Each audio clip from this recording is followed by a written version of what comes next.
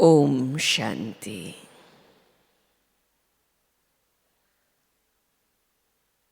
भाग्य विधाता स्वयं भगवान हमको मिला है। कितना न ऊंचा भाग्य है हम ब्राह्मण बच्चों का। दुनिया भगवान को ढूंढती है और हमें स्वयं भगवान ने अपना बनाया है, चुना है। और ना ही सिर्फ इतना कि भगवान ने चुना, लेकिन नित्य कहते, बच्चे मैं आया ही हूँ तुमको विश्व का मालिक बनाने। मैं आया ही हूँ तुमको सबसे ऊंचा बनाने के लिए। तो कितने न भाग्यशाली हैं। साथ ही साथ हर चीज का एक वक्त होता है। बीज बोने का भी समय होता है। अगर उस पर समय पर हम बोते हैं तो फसल अच्छी मिल जाती है। अगर वक्त बोने का नहीं और आप मेहनत करते हो तो शायद वो उतना लाभकारी ना भी हो। संगम युग महान युग, कल्याणकारी युग, जिसमें निश्चित है कि अगर हम बाबा की श्रीमत पर चलते हैं तो कल्याण निश्चित है। स्वतः हम आगे बढ़ते चले जाते हैं। बाबा कहते, बच्चे ब्राह्मण जीवन का मतलब ही है जब हम नित्य नित्य हर दिन हर पल आगे बढ़ते चले। हमारे कदम पल भर जो जहाँ थे उससे फिर हमेशा अगले पल आगे होना चाहिए। तब कहेंगे कि हम भाग्यवान हैं। सहज श्रेष्ठ पुरुषार्थी हैं। उसके लिए बाबा ने हम बच्चों को विधि दी है, आगे बढ़ने के लिए आसान तरीका, और वो है दुआएं दो, दुआएं लो। ये एक ही मंत्र ऐसा है, अगर हम इसकी गहराई में जाते हैं तो इस एक में ही सर्वस्व सब कुछ मिल जाता है। दुनिया भी कहती है एक ही काम ऐसा करो जिससे ऑटोमेटिक एक से अनेक आपके कार्य हो जाएं। ऐसी विधि निकालो। तो बाबा ने ये सहज विधि हमें दी है, दुआएं दो और दुआएं लो। अब प्रश्न आता है, दुआएं माना क्या? ये दुआएं क्या होती हैं, कैसे मिलती हैं? कोई भी कर्म,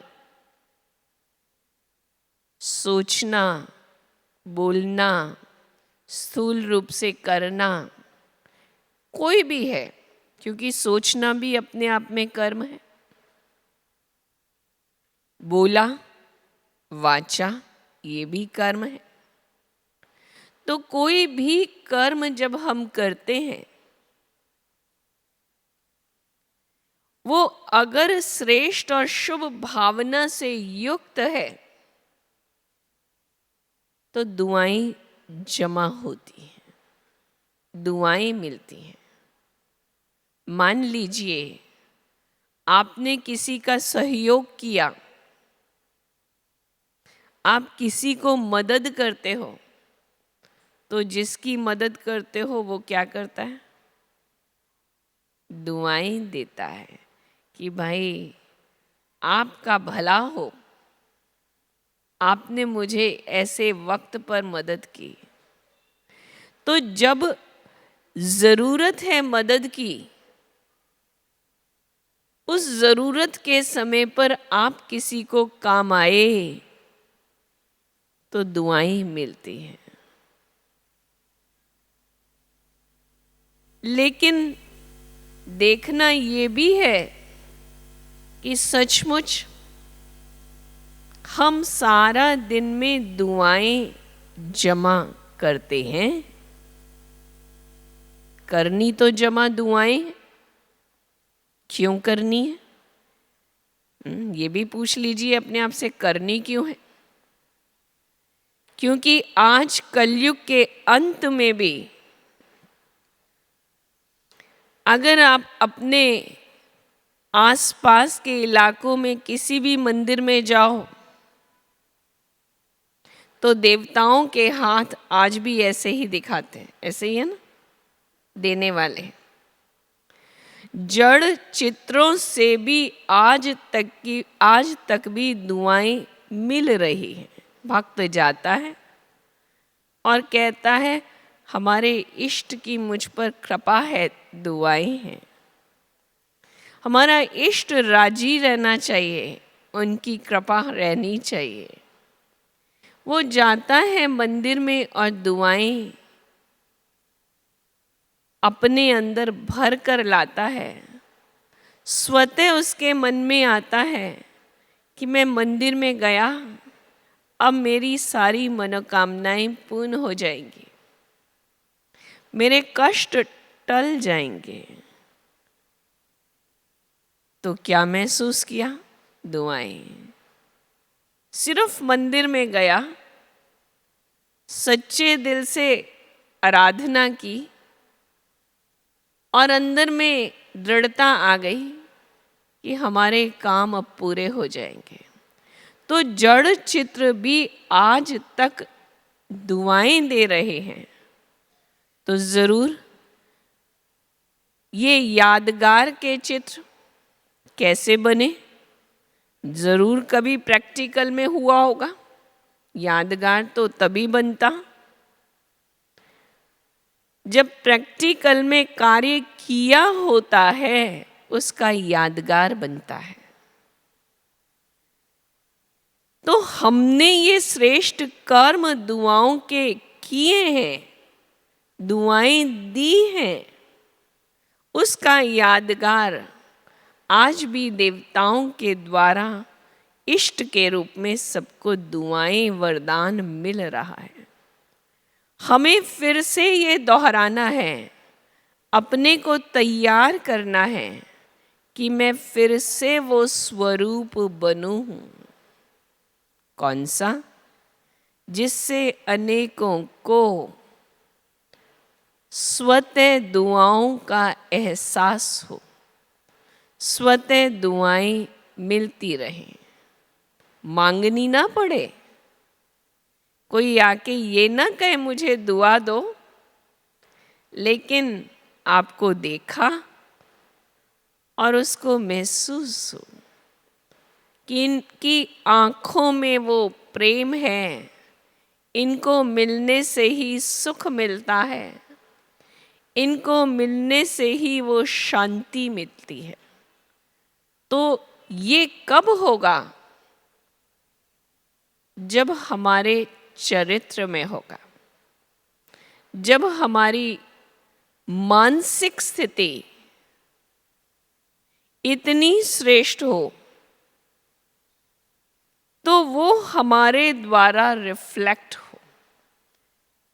कहा जाता, आपकी जैसी मनोस्थिति होती है, वही आपके चेहरे के द्वारा,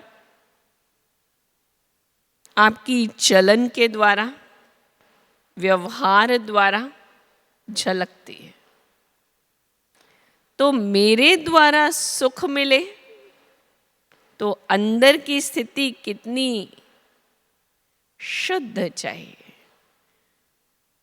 इसका अर्थ ये हुआ, दुआएं देने के लिए मन बहुत शुद्ध चाहिए।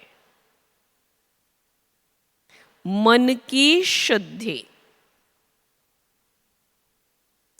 कह सकते हैं वृत्ति में शुद्धि।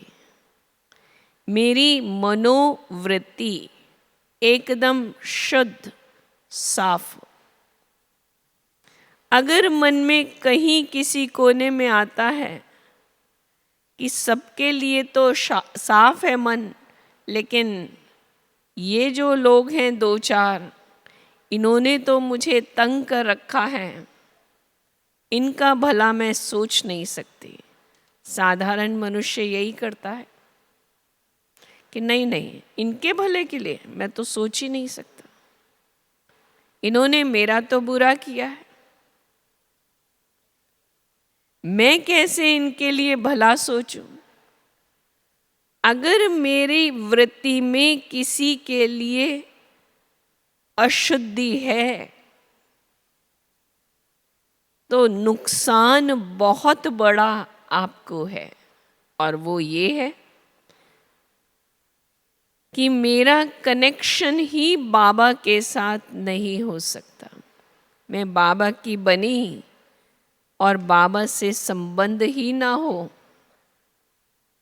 तो प्राप्ति। दुआओं के लिए मन की शुद्धि और बाबा से हर पल कनेक्शन बहुत जरूरी है, क्योंकि शुद्धि नहीं तो कनेक्शन भी नहीं होगा। आप कभी सोच कर देखना, या आपको अनुभव होगा, अगर व्यर्थ चलता है तो बाबा की याद ठहरती है, मन लगता है नहीं। तो मेरा मन साफ ही नहीं है तो दुआएं तो निकलेंगी नहीं, लेकिन बाबा से भी कनेक्टिविटी नहीं रहेगी। इसलिए कई बार हमारे अंदर ये भी विचार आता, योग तो मैं करता हूं, योग लगता नहीं। तो पहली चेकिंग चाहिए अपने मन की शुद्धि की। मेरी मन की शुद्धि हो, वृत्ति शुद्ध हो।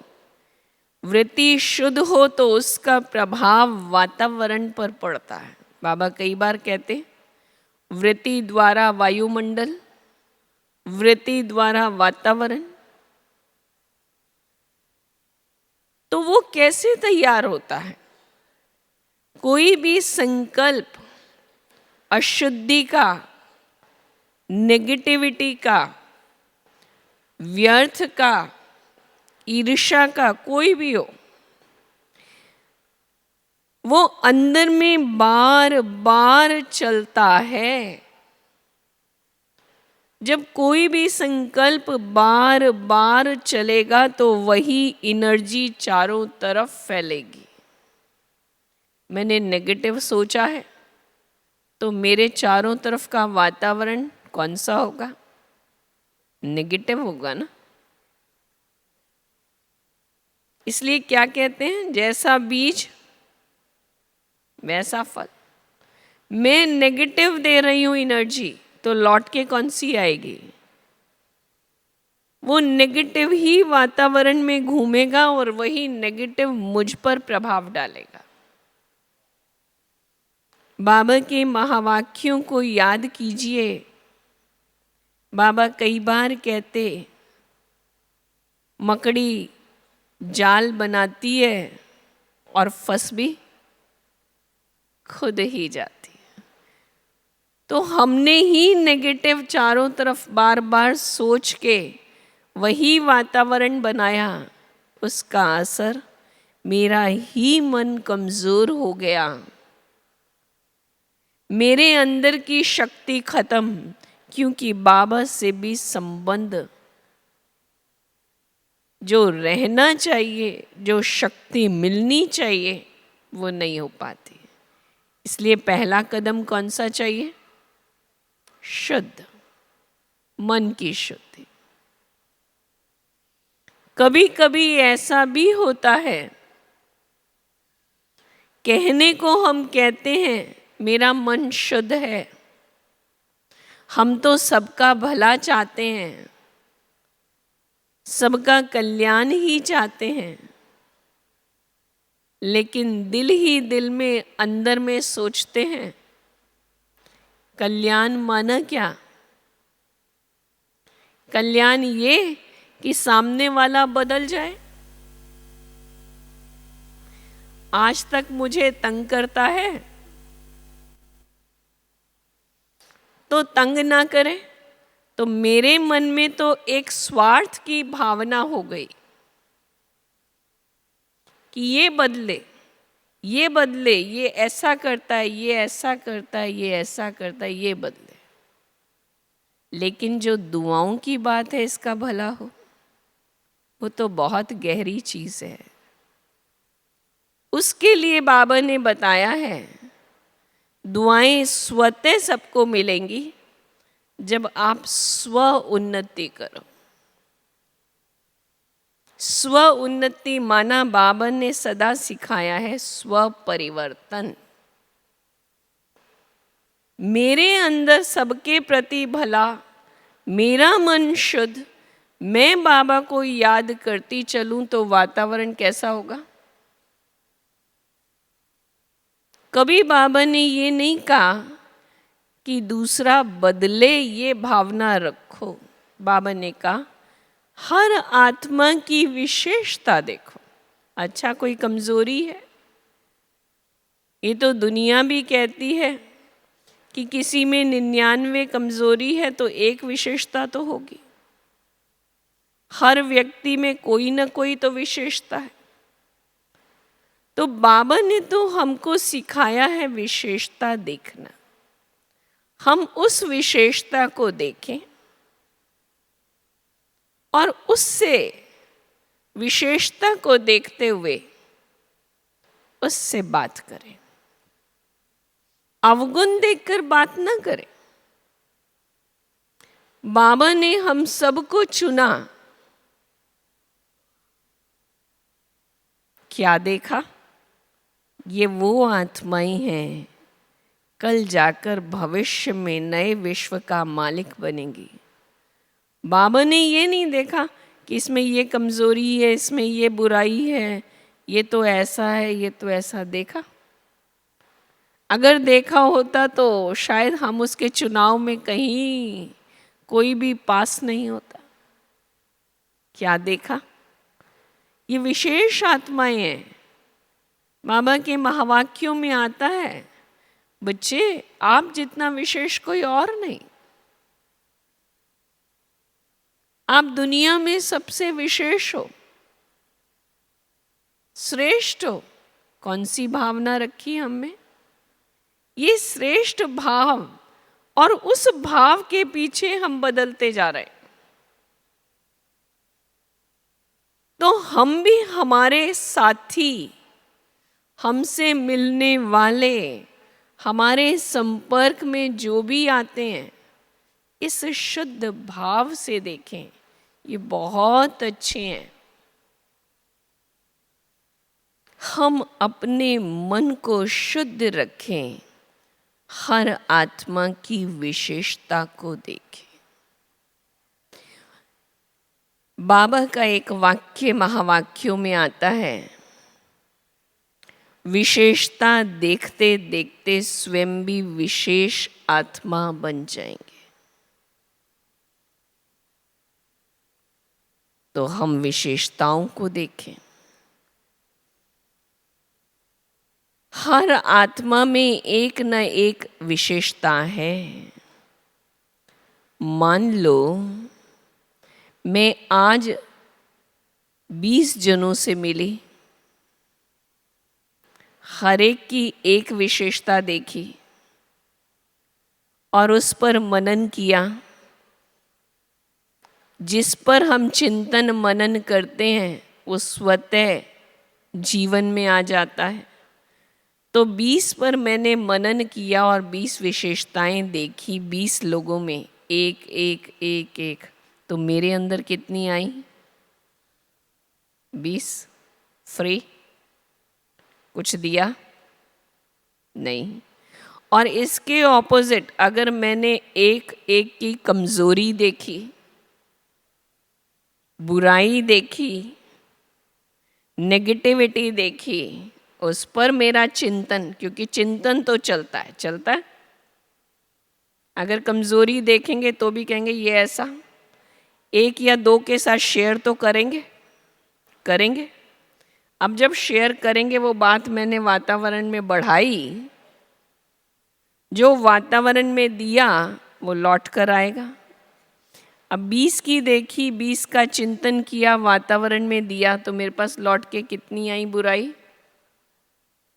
20 तो आएंगी ही आएंगी, बल्कि मल्टीप्लाई होके आएंगी, क्योंकि वातावरण बिगाड़ा। वातावरण में दे दिया।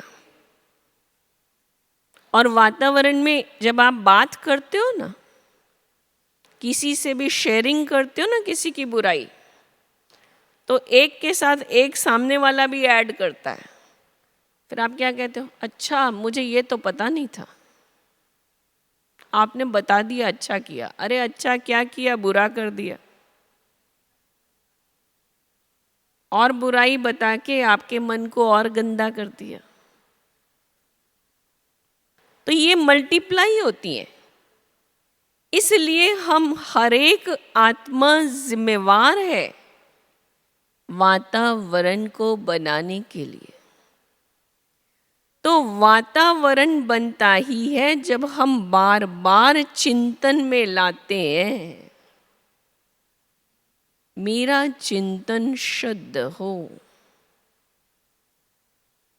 मेरे अंदर के स्मृति स्वमान जो बाबा ने दिए हैं वही चले, ना कि कुछ और।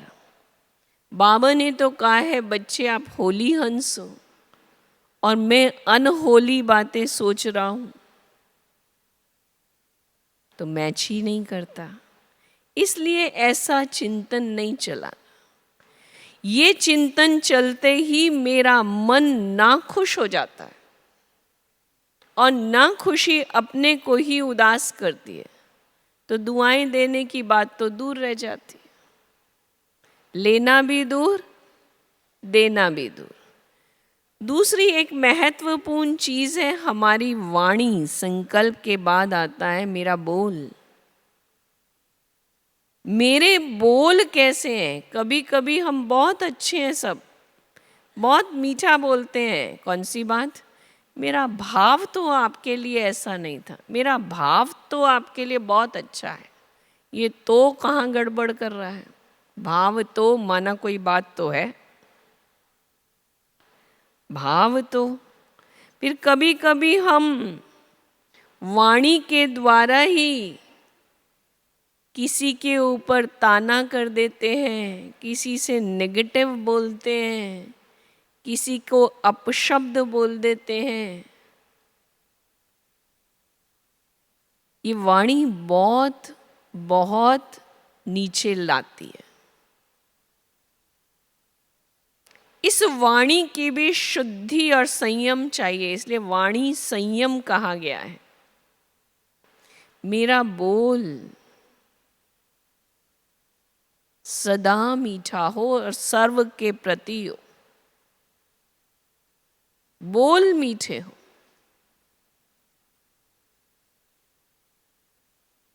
इसलिए दुनिया में भी बोल का बहुत महत्व माना जाता है। मैंने कैसा बोला। कई बार कहा जाता है इसकी जुबान तो बहुत मीठी है, और किसी के लिए कहा जाता है इनकी जुबान दूर रहना, कहीं लग ना जाए। ये तो ऐसा बोलते हैं जो लग जाती है। मेरी जुबान कैसी है ये हम चेक करें, दूसरे को ना देखें। अगर किसी की बात मुझे बुरी लगती है तो इसका सही तरीका है मैं स्वयं को देखूं, मेरे अंदर तो ये नहीं है। मेरे अंदर को बहुत मुझे शुद्ध रखना है, क्योंकि जो हम चिंतन में लाते हैं वो हम बोलते हैं और फिर धीरे धीरे वो चलन में, व्यवहार में आता है। आपने अगर भिखारी को भी देखा हो ना, उसकी भी विशेषता है। देखिए, वो आपसे धन मांगने आता है, बाबूजी पैसा दे दो, तो क्या बोलता है? आप बहुत सुखी रहेंगे, आपका परिवार सुखी रहेगा, तब मांगता है। कितनी दुआएं देता है। वो पहले दुआओं की छड़ी लगाता है, वो झड़ी लगाने के बाद बोलता है बाबूजी कुछ दे दो। और कई भिखारी तो ऐसे भी होते हैं जो कहते हैं देने वाले का भी भला, जो ना दे उसका भी भला, ना दे उसका भी भला। और हम तो दाता के बच्चे, देने वाले,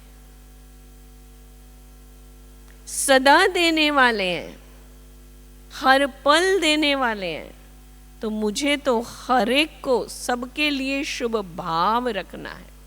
जब भाव शुभ हो तो कामना शुभ। शुभ भावना और शुभ कामना बाबा ने ये मंत्र दिया है और यही सिखाया। मेरे अंदर का भाव शुभ, कल्याण का भाव हो, हर आत्मा का कल्याण।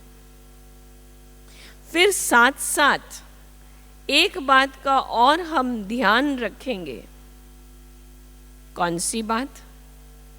अगर मुझे दुआएं देना और दुआएं लेना ये सहज करना है, तो दुआएं वही ले सकता है और दे सकता है जो खुद सदा संतुष्ट है,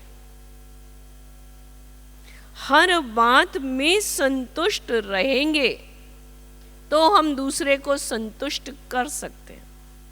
मैं खुद ही संतुष्ट नहीं हूं, मेरी इच्छाएं, अपेक्षाएं, एक्सपेक्टेशंस बहुत हैं। अगर ये इच्छाएं और अपेक्षाएं होंगी तो इच्छाएं कभी आगे बढ़ने नहीं देती। मैं उन्नति करूं, अपने योग्यताओं को बढ़ाऊं, ये मेरे हाथ में। उसमें मैं लगी रहूं, मैं अपने सेल्फ प्रोग्रेस की बात सोचूं, स्व उन्नति को सामने रखूं, अपना चार्ट देखूं कि मैंने तो दुख नहीं दिया, अंदर भाव में भी तो किसी को दुख नहीं दिया, मुख से नहीं बोला, सोचा तो किसी के लिए गलत नहीं, क्योंकि वो सारा मुझे असंतुष्ट कर देगा। जो हम सोचेंगे उसका प्रभाव मेरी अवस्था पर ये पड़ेगा, मैं असंतुष्ट हो जाऊंगी। और असंतुष्टता असंतोष बनाएगा, हम ना खुश हो जाएंगे, उदास हो जाएंगे।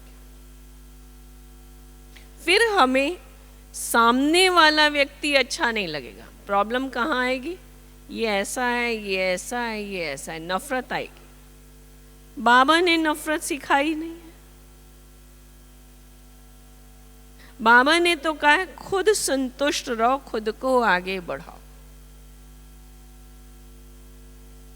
संतुष्टता सबसे बड़ा धन है। जब आवे संतोष धन, सब धन धूरी समान। तो संतोष धन बहुत बड़ा धन है। मुझे संतुष्ट रहना है, हर हाल में खुश। गुलाब का फूल देखा है? आप उसको तोड़ करके लेके आते हैं, हम सबको बहुत अच्छा लगता है। उसकी खुशबू अपनी तरफ, विशेषता है ना खुशबू, वो खुशबू अपनी तरफ खींचती है। लेकिन क्या कभी ये सोचा कि उस डंडी में कितने कांटे होते हैं? उस पर ध्यान नहीं जाता। उसकी खुशबू हमें आकर्षित करती है, लेकिन कांटों पर हम ध्यान नहीं देते, क्योंकि ध्यान कहाँ है? खुशबू। मेरा ध्यान भी अगर उस एक विशेषता पर है तो हम संतुष्ट।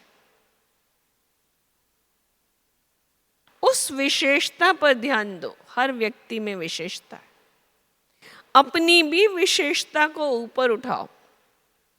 जब हम दूसरे की कमजोरी देखते हैं और फिर हमें कोई समझ देता है कि देखो आपको ऐसा नहीं करना, तो हम क्या कहते हैं? हाँ, हम तो है ही ऐसे। हमारे अंदर भी अपने अंदर हीन भाव जग जाता। जब हीनता आती तो भी हम दुआएं नहीं दे पाते। तो दुआएं देनी है तो स्वयं को संतुष्ट रखो, तो दुआएं ले पाएंगे। अब जब लेंगे तो ऑटोमेटिक क्या करेंगे? वही देंगे। एक और चीज हमें समझनी होगी, अगर मुझे किसी की कमजोरी दिखाई भी पड़ती है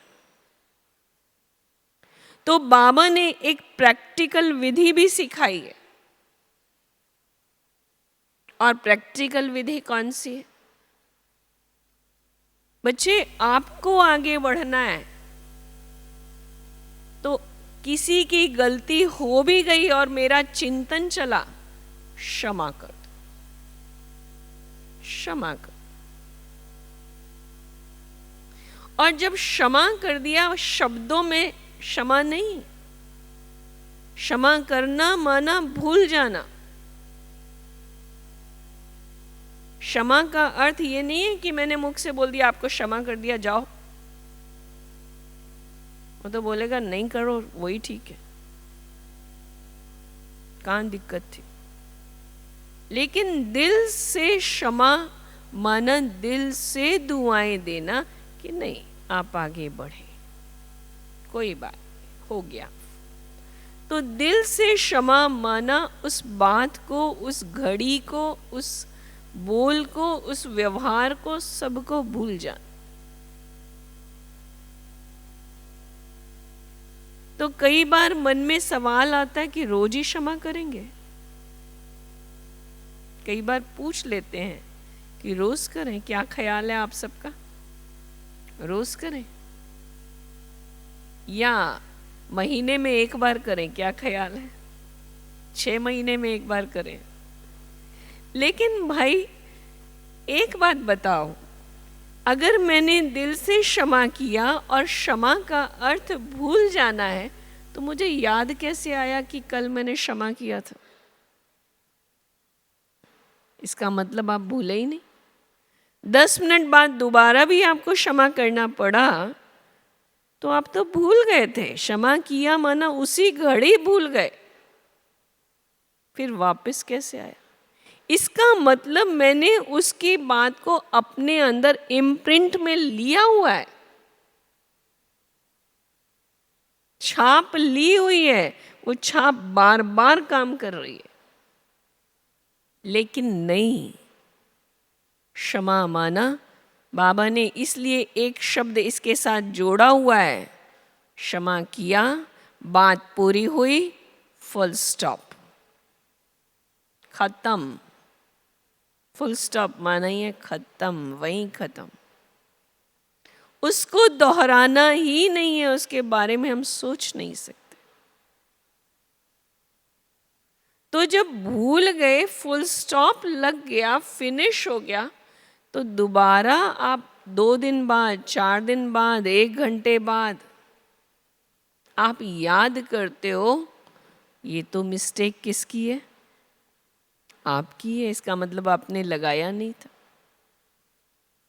तो दुआएं देना अर्थात गलतियों को दिल से मिटा देंगे तब तो दुआएं देंगे। गलती देखी तो दुआ निकलेगी नहीं, और निकलेगी नहीं तो आप स्वयं भी दुआ के पात्र बनेंगे नहीं, क्योंकि आप भी नेगेटिव देख रहे हैं, नेगेटिव सोच रहे हैं, बोल रहे हैं, आपकी शक्ति क्षीण हो रही। इसलिए आज ही, अब ही हमको अपने साथ संकल्प करना होगा कि अंदर में, मेरे अंदर अशुद्धि ना जाए, किसी की कमजोरी को मुझे नहीं देखना। हर आत्मा विशेष आत्मा है, प्रभु रतन है। मैं उसका सम्मान दिल से करूं। दुआ देना माना ही है उसका सम्मान करना। अंदर में कहीं भी अपमान की महसूसता है या अपमान देते हैं तो अभिमान और अपमान साथ साथ चलते हैं, फिर दुआएं नहीं निकलेंगी। ये दुआएं ही हैं जो आगे का पुण्य का खाता बनाती हैं। ये दुआएं स्वतः दिल पर अनेकों के चढ़ा देंगे। बाबा के दिल पर, परिवार के दिल पर। अभी बीच में बाबा ने कहा था, मुरली आई थी, किस किस से सर्टिफिकेट लेना है? परिवार का, बाप से, स्वयं से। ये मुझे सर्टिफिकेट लेना है।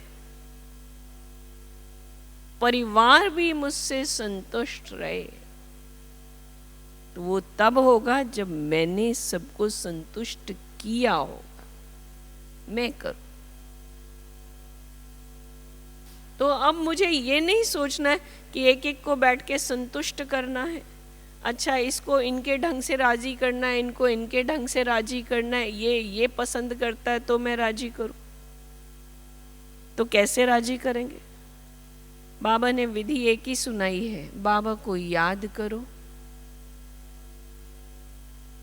मैं बाबा को याद करूं, दिल से याद करूं, मेरा बाबा के साथ संबंध, एक बाबा और एक मैं सदा साथ, ये ना टूटे। बाबा की याद में मैं हर कर्म को श्रेष्ठ बनाऊं। बाबा की याद में मेरी वाणी शुद्ध हो। बाबा की याद में रहकर इस मन को मुझे शुद्ध साफ ही रखना है, गंदा नहीं रखना है। जब शुद्धि है हर प्रकार की, तो ऑटोमेटिक बाबा ने कहा था, अंदर में पवित्रता है तो चुंबक की तरह सबको खींचेगा, वो दिखाई पड़ेगा। एक एक को संतुष्ट करने जाना नहीं पड़ेगा, स्वतः थोड़ा सा बोल ज्यादा काम करेगा। दिल का भाव दिल तक पहुंचेगा, मुख की जरूरत नहीं रहेगी, भावना का काम होगा। तो इसलिए हम बाबा के बच्चे, ये संगम युग की महान घड़ियां जिसमें भाग्य विधाता ने हमें चुना है, तो हमारा काम है, मेरा एक एक पल सफल हो, मेरा एक एक पल बाबा की याद में बीते। इस संगम युग में हर चीज 100 गुना कम से कम है। यही कहता है ना, एक कर्म का 100 गुना कम से कम। कभी कभी बाबा कहता 1000 गुना। तो कोई भी कर्म ऐसा न हो जिससे एक का 100 गुना मेरे लिए ही क्वेश्चन मार्क हो जाए। एक का 100 गुना दुआएं जमा हो, ये अच्छी बात। इसलिए बाबा ने एक विधि हमें बहुत आसान दी हुई है। बच्चे रोज का चार्ट देखो,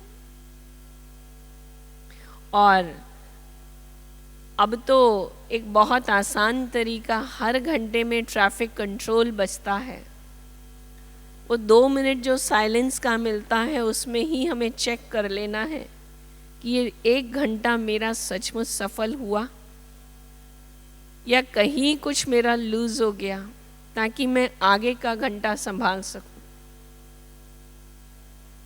ऐसा ना हो मेरा सारा दिन निकल जाए और रात को मैंने चेक किया और मालूम पड़े कि आज तो मेरा रात को मालूम पड़ा कि बहुत कुछ झोली में से दुआएं निकल गई, पता ही नहीं पड़ा। झोली में से कमाई लीक हो गई। नहीं, हर घंटे में एक बार साइलेंस में जाकर के देखो कि मेरा ये घंटा सचमुच बाबा के संग बीता, शुद्ध शुभ भाव रहा, कल्याण का भाव रहा, मैं खुश, मुझसे सब प्रसन्न, मैं खुश हूं तो सब प्रसन्न। ऐसा नहीं मैं ही तो खुश नहीं थी, बाकी तो मैंने सबको खुश किया, करेगा काम। मैं ना खुश और मैंने सबको खुश कर दिया, होगा? नहीं होगा। जो अंदर में है वही पहुंचता है। इसलिए मैं भी संतुष्ट। और इस तरह हम अपना सेल्फ चेकिंग करते हुए ये सच्चा पुरुषार्थ करेंगे तो ये तो महान पुरुषार्थ, सहज पुरुषार्थ, सदा प्राप्ति ही प्राप्ति, कमाई ही कमाई है। दुआएं देनी है और लेनी है। करना क्या है? करना क्या है आप सोचो। एक ही बाबा ने पाठ पढ़ाया, देना भी वही है, तो स्वतः मिलता रहेगा। हमारा कर्म श्रेष्ठ हो, मेरे अंदर दुआएं भरती रहे। और ये दूसरा कर्म श्रेष्ठ हो, कौन सा? मैं सबको दुआ दूं, स्वार्थवश नहीं, दिल से, दिल से। यही सब साथी सतयुग से अगले पूरे 84 जन्म मिलने वाले हैं, यही मिलने वाले हैं। तो दुआएं देकर पुण्य का खाता भी बनाएं और अपने साथियों में वो ताकत तो भरे जो मुझे भी चाहिए, वही काम आना है। इसलिए अपनी झोली दुआओं से भरते हुए आगे बढ़ते चलो, बढ़ते चलो। ये खुशी की खुराक खाते चलो, यही खुशी की खुराक बांटते चलो और संगम युग कमाई में अपना बिताते चलो। ओम शांति।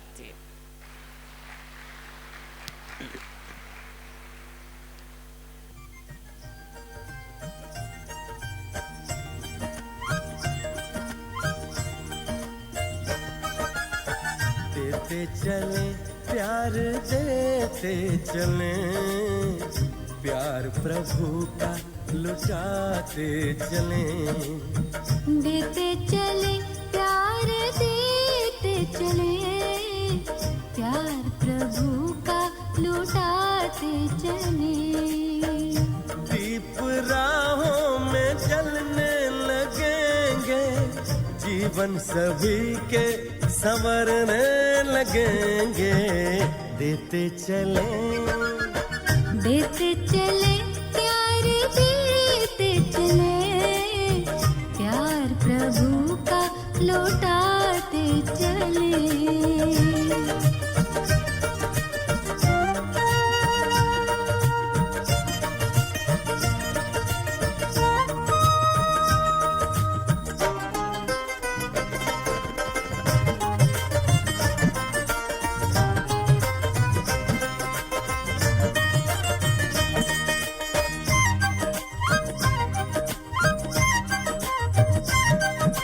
निर्मल सी मुस्कानों से जग शीतल हो जाएगा। स्नेह भरे दो बोलों से पत्थर पानी हो जाएगा। निर्मल सी मुस्कानों से जग शीतल हो जाएगा। स्नेह भरे दो बोलों से पत्थर पानी हो जाएगा। ईश्वर की पहचान बने, प्यार प्रभु का लुटाते चले। ईश्वर की पहचान बने, प्यार प्रभु का लुटाते चले।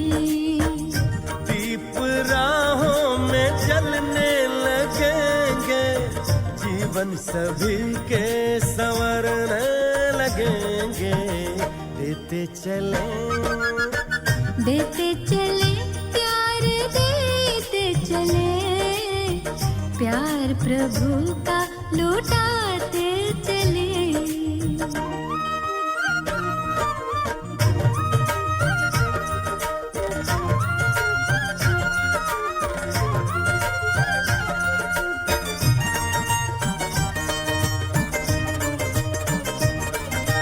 साया करने वाले बादल, सिर पर धूप संभाले हैं, खींच के बेखारे जल से मधुर मेह बरसाए हैं। साया करने वाले बादल सिर पर धूप संभाले हैं, खींच के बेखारे जल से मधुर मेह बरसाए हैं। सुख सागर की लहरें बने, प्यार प्रभु का लुटाते चले। सुख सागर की लहरें बने, प्यार प्रभु का लुटाते चले। दीप राहों में जलने लगेंगे, जीवन सभी के संवरने लगेंगे। देते चले प्यार देते चले, प्यार प्रभु का लुटाते चले। प्यार प्रभु का लुटाते चले। प्यार प्रभु का लुटाते चले। प्यार प्रभु का लुटाते चले।